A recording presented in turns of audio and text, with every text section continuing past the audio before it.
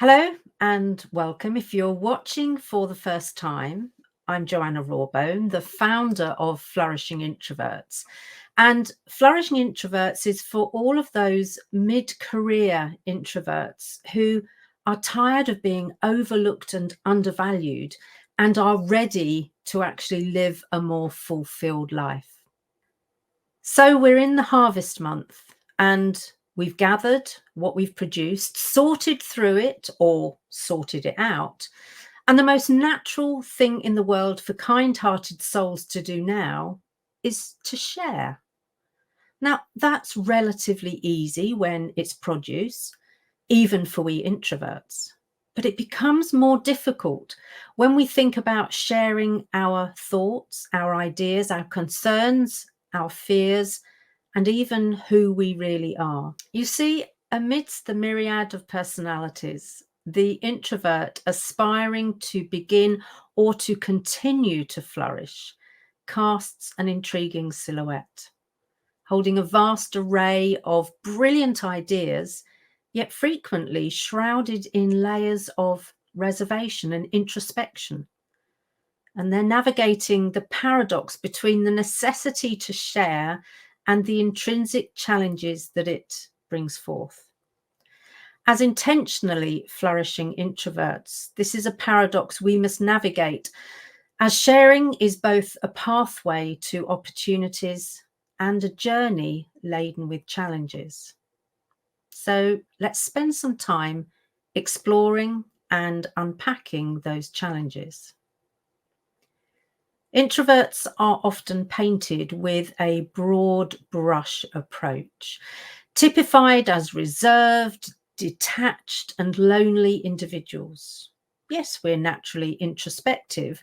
And if you watched my last video about sorting, our introspection can be a source of profound ideas and innovations, sometimes overwhelmingly so. I've recently been through a period. Actually, who am I kidding? I'm still knee deep in this period of such insight, inspiration, and industriousness that I found it difficult to turn my brain off. Has that ever happened to you? Idea after idea, and rarely in what might be considered a linear pattern. Now, I'm pretty sure that will have happened to you at least once in your life. So how do you deal with it? And it's at a time like this that I naturally turn to my support network. And I talked about that in my Gather video because I'm very selective about what I share and who I share with. And I'm saying that as somebody who identifies as an open introvert. And that makes me more likely than most to share generously, share my thoughts, share my feelings. The other introvert types, and if you don't know yours yet, do find out by taking the free questionnaire. So the other types, like the classic, the dynamic, and even the connected introvert, may be even more circumspect than me. So here are some of the reasons why sharing can be challenging. Number one, it drains our energy. We are all too aware of the cost of superficial social interaction because it leaves us feeling depleted and, in my case, like a wet dish rag. Engaging, discussing, and sharing in traditionally extrovert favoured settings demands significant pre-charging so that I'm ready for that energy investment. And, of course, if you're anything like me, you know that you need to have planned recharging time in order to recover and get back to our best self. Then there's fear of judgment. Authentic sharing demands vulnerability. And often we introverts have been punished in some way for being vulnerable in the past. Some of us will have been mocked, some criticised, and some verbally or, in some cases, even physically attacked. This makes us far more cautious, wary of how we're sharing and sharing what and with who in case it's used against us. We have to feel psychologically safe, and yet there are too few individuals or organizations who are paying this more than lip service.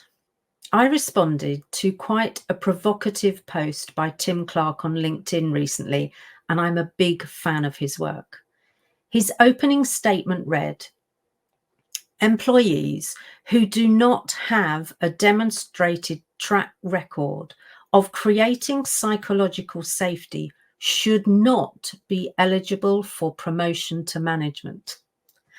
I wanted to cheer out loud, as so many problems in the workplace are caused by people who either don't know how to create psychological safety or are in some way intent on creating a fear culture, thinking it will stimulate productivity.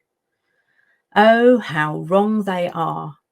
But this lack of safety and fear of judgment often limits our willingness to put forward ideas or to achieve. So we play small and can be perceived as not having an opinion. Next on the list is overshadowing.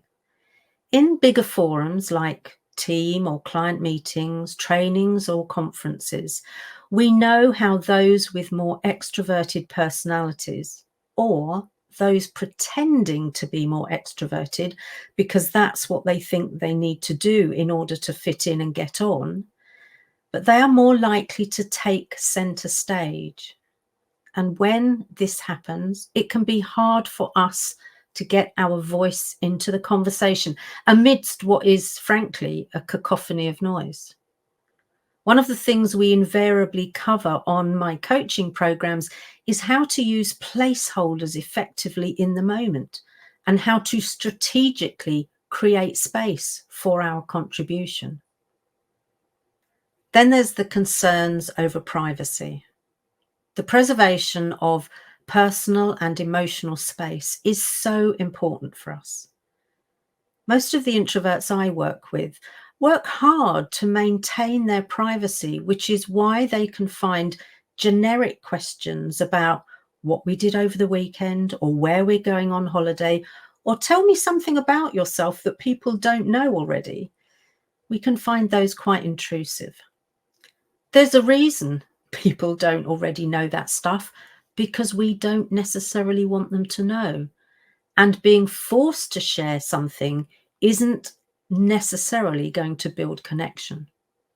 It's actually much more likely to decrease my engagement and harden the shell that I construct around me. We will share if necessary, and only when we feel safe to do so.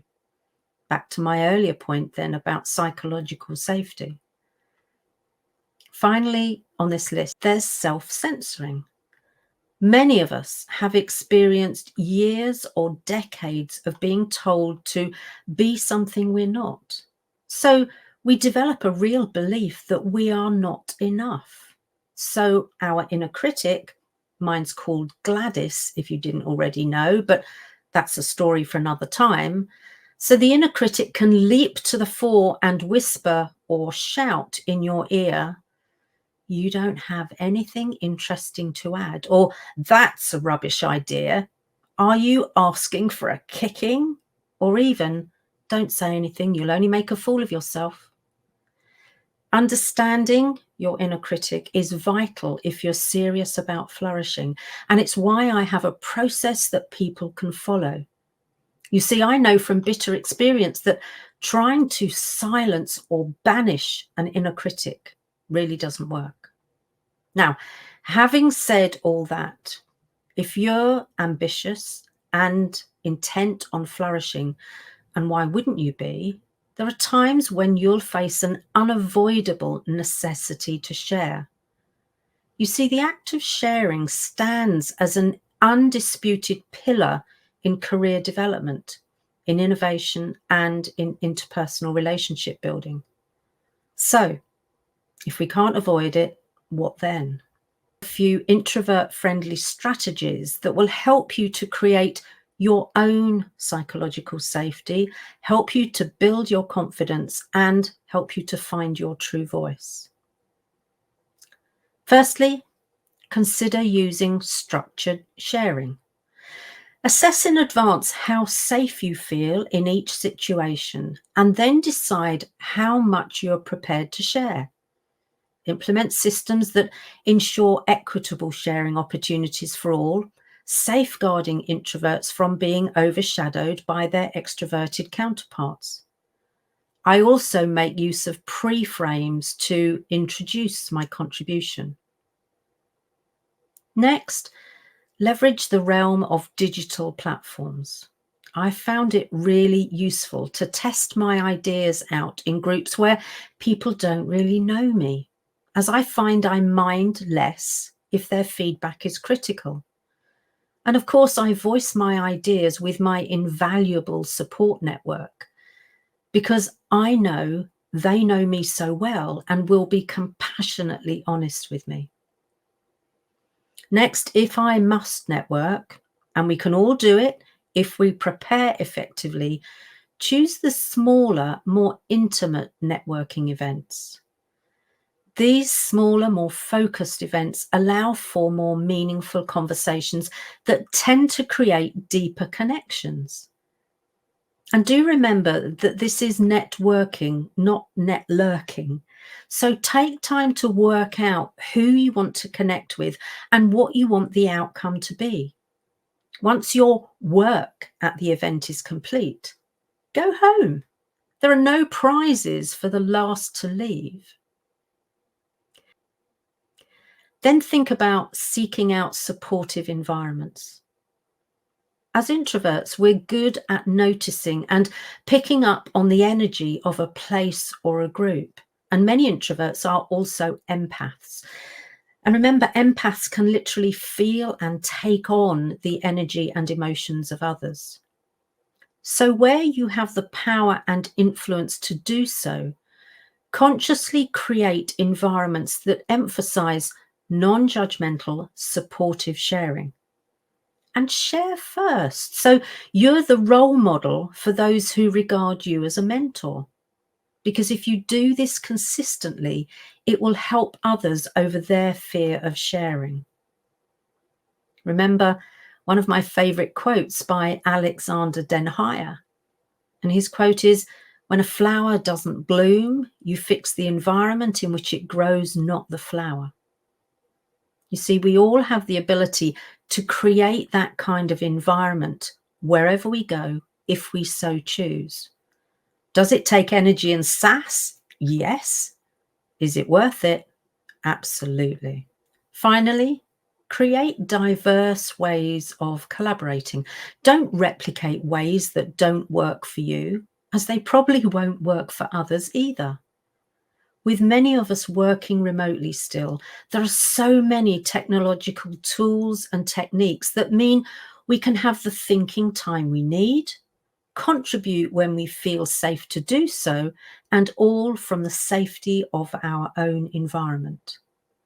Don't fall for the argument that you need to get back into the office in order to collaborate. Global teams have worked beautifully for decades, and all without the tech that we now have. Find or create structures and processes that allow for independent work, balanced with group interactions.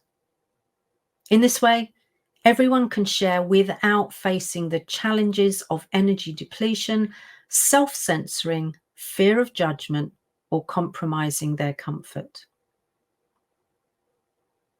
So if I bring this all to some kind of conclusion, sharing in all forms takes a generosity of spirit, a willingness to be vulnerable, and a degree of humility. As you share, you'll find others share too. So you have to be open to receive. Treasure these moments as safety is being developed and trust built. Introverts on their flourishing journeys undoubtedly have an immense amount to offer. Rethinking how and why we share unlocks our potential in remarkable ways. And a world where every voice, irrespective of its volume or frequency, is heard and valued, cultivates a fertile ground for innovation, for development, and for collective progression. So, navigating the paradox of sharing that we face as introverts by crafting environments that respect and uplift our intrinsic characteristics is not only beneficial, but essential. If you're watching for the first time, please subscribe so that you don't miss any in the future. But let me know what you're taking away from this particular nugget.